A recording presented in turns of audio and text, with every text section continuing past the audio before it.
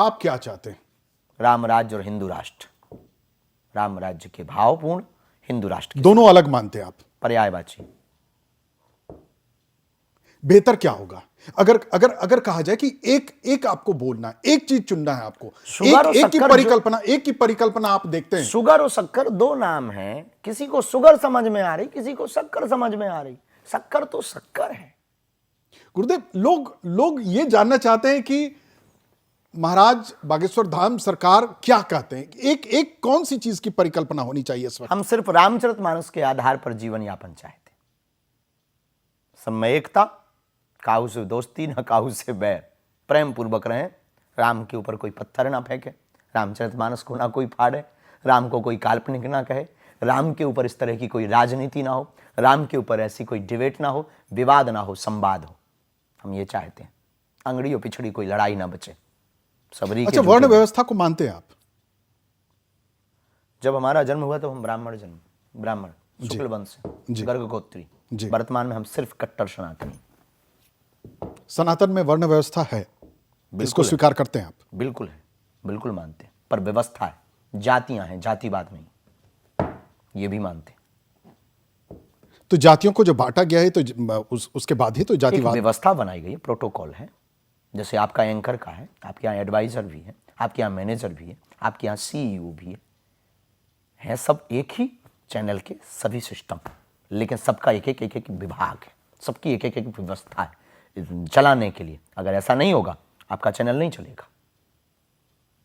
तो समाज को चलाने के लिए चैनल से। अच्छा महाराज जी, मुझे यह बताइए कि 10 मानव 10 इंसान है, उसमें वर्ण व्यवस्था कैसे तय की गई? जाति कैसे बांटा गया? हमारे पूर्व ऋषि मुनियों ने कर्म के आधार पर जातियों को बांटा है, जो जैसा कर्म करता रहा उस आधार पर जातियां। लेकिन हाँ, जातिवाद नहीं फैलाया। अगर जातिवाद फैलाते तो रामचरितमानस में ये निषाद राज का वर्णन, मित्रता वाला, मैत्री बनाना राम का, शबरी का वर्णन, और ये कोई और नहीं लिख रहा, गोस्वामी तुलसीदास जी लिख रहे हैं।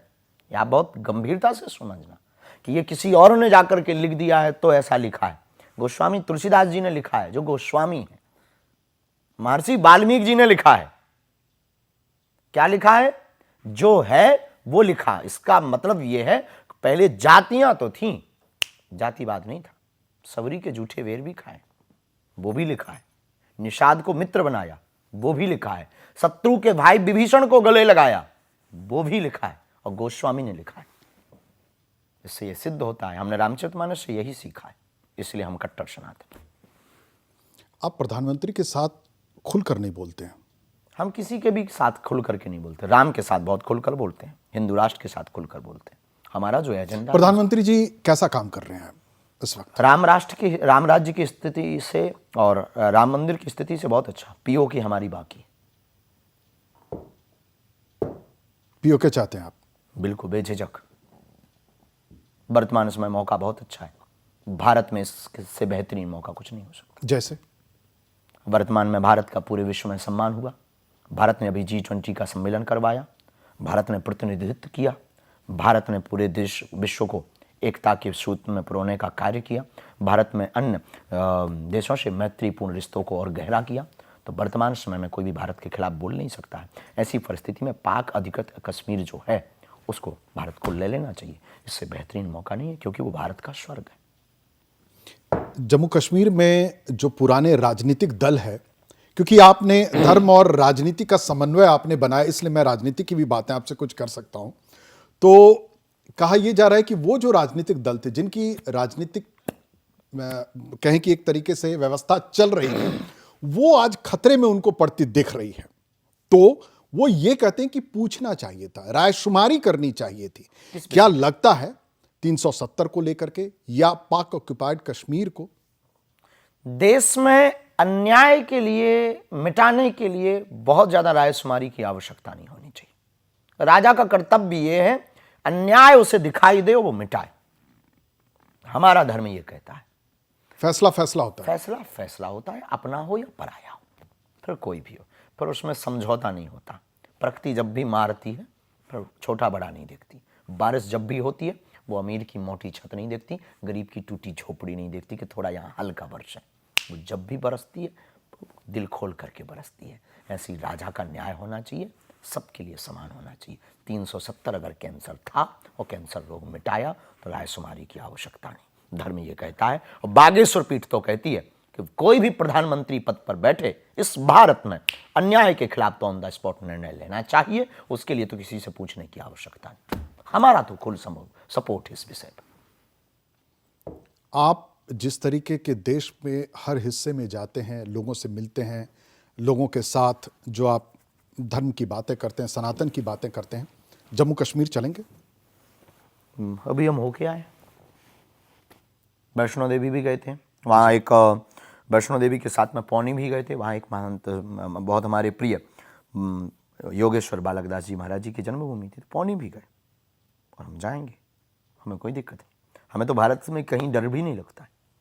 इस भारत में रहने वालों कई लोगों को तो भारत से डर लगता है, हमें भारत में कहीं डर नहीं लगता है, क्योंकि सियारों की धार से हम कभी डरते नहीं। अच्छा, एक अब इन सब से थोड़ा सा एक अलग हट करके मैं सवाल जानना चाहता हूँ आपसे, क्योंकि आप धर्मगुरु हैं, आपके करोड़ों अनुयायी हैं और मैं वो जत्था देखा हूं जिस जगह आप जाते हैं प्रवचन करने, वहां लोग किस तरीके से आपसे मिलते हैं और लोगों के हर समस्या का समाधान आपके पास रहता है। थोड़ा ही सही, लेकिन आप उस समस्या का निवारण करते हैं। लेकिन आज लोग कहते हैं कि युवा वर्ग जो है वो भटक रहा है। युवा भटक रहा था, रास्ते पे आना उसने प्रारंभ कर दिया है। युवाओं को इस स्वर्णिम काल का सबसे बड़ा अवसर है सुधरने का, व्यसन से बचने का, नशा से बचने का, अपनी संस्कृति के प्रति आदर्श स्थापित करने का और अपने माता पिता और गुरु के महत्व को जानने का, राष्ट्र को जानने का, अपने सनातन धर्म को जानने का। इस देश में इतने कितने लोग नहीं हैं जो हिंदू हैं, हिंदू कहलाते हैं, उन्हें हिंदुत्व का पता नहीं। सनातनी हैं, सनातनी कहलाते हैं, उन्हें सनातन का पता नहीं। पर वर्तमान समय का युवा बहुत बदल रहा है।